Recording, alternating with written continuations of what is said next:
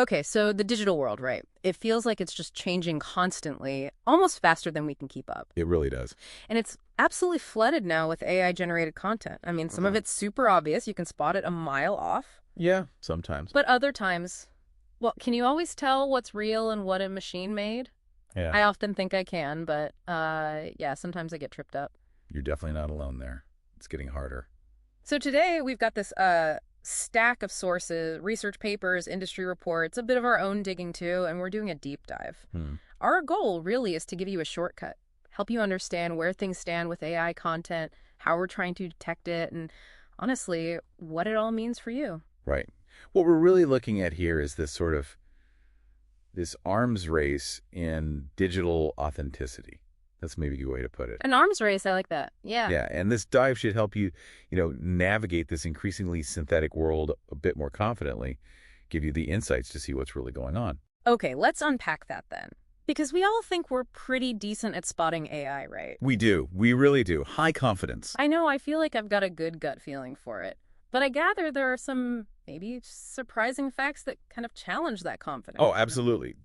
Despite that high confidence, I think one study pegged it at like 77.3% for text. We humans consistently overestimate our ability. Okay, so we think we're better than we are. Way better. The actual accuracy rates, much lower.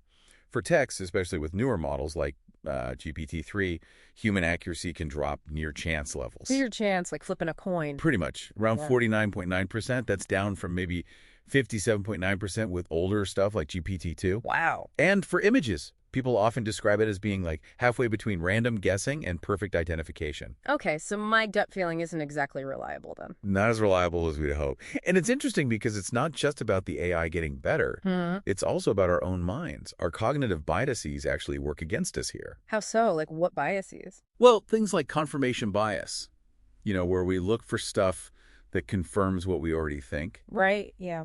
And the illusion of control, that feeling we have that we can predict or influence things more than we actually can. Oh, okay. So we want to believe we can spot the fake, so we kind of trick ourselves. Exactly. It creates this authenticity gap in how we perceive things. We're vulnerable because we think we can tell, even when the odds say we probably can't. So sobering.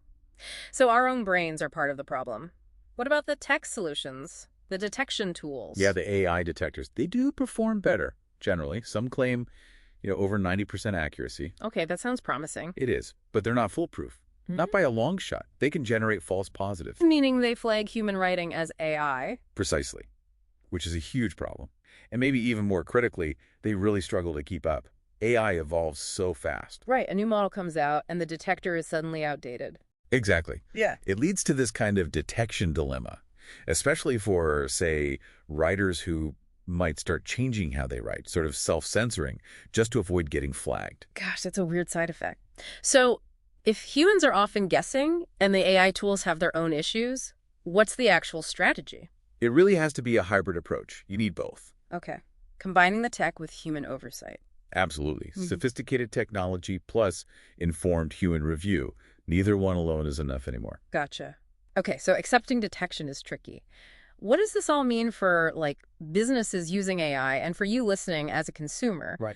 We know AI adoption is huge for efficiency, 90% of marketers planning to use it soon. And you hear these big numbers, like a 120% jump in organic traffic for some AI-assisted blogs. Sounds great on paper. It does sound great. But if you connect it to the bigger picture, there's often a hidden productivity paradox. Okay, explain that paradox. Well, AI definitely pumps out volume, lots of content, fast.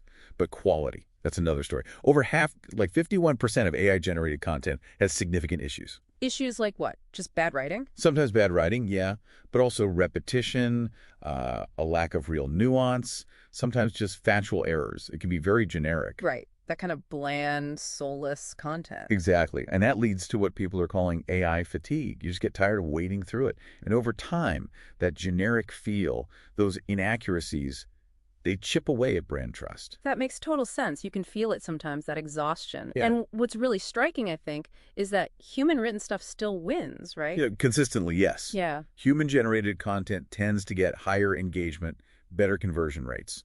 So even with AI making up, what, nearly three-quarters of new web content now? Yeah, something like 74% as of May 2025. It's staggering. In that environment, being genuinely human, genuinely authentic, that suddenly becomes really valuable, a key differentiator. It absolutely is. Which brings up a big question, right? In the sea of AI stuff, how do we rebuild or maintain trust? Yeah, what's the answer? Well, we're seeing a push towards transparency. Major platforms, social media sites, They're starting to implement policies, rules requiring clear disclosure. So labeling AI content. Labeling it, yeah, Yeah. making it clear where it came from.